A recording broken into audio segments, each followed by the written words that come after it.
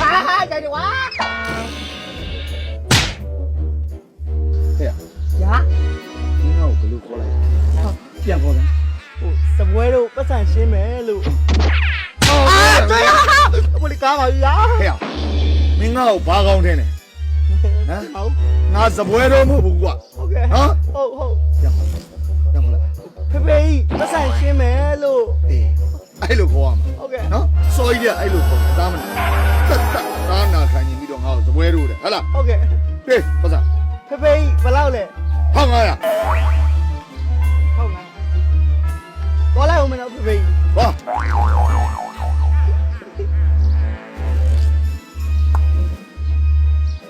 ဘာကောင်းထင်းနေလဲမလို့တတ်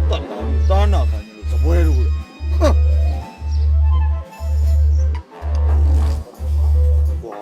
呀，擦擦。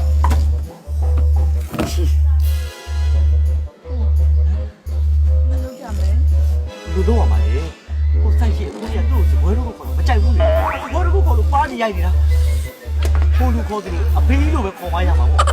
ဖေကြီးခေါ်အေးလေဟောမခေါ်လို့ရမလားဆိုင်ရှင်မျက်နှာတကယ်လို့မယုံကြည်ဟာ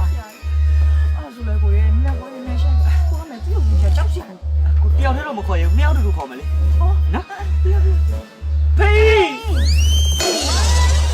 သားတို့သမီးတို့ပတ်စံရှင်းရင်လို့လက်ချက်ပြထိုက်မှမိုးပြီးတော့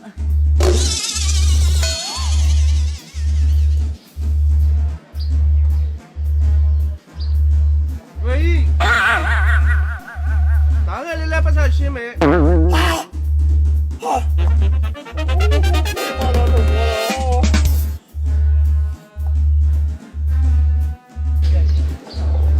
ေးဒါပတ်စံရှင်း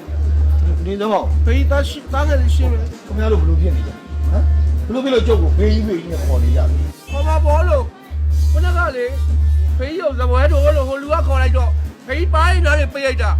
哪个人来一天嘛，叫我飞都考了包了。အဲ့ဒါကြောင့်သားတို့သမီးတို့လည်းလက်ချက်ပြထိုက်မှမိုးပြီးတော့ဖေးကိုပတ်စံရှင်းမယ်လို့ခေါ်တာပေါ့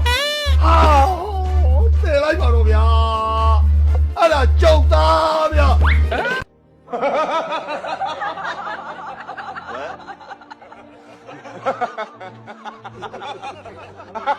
哈！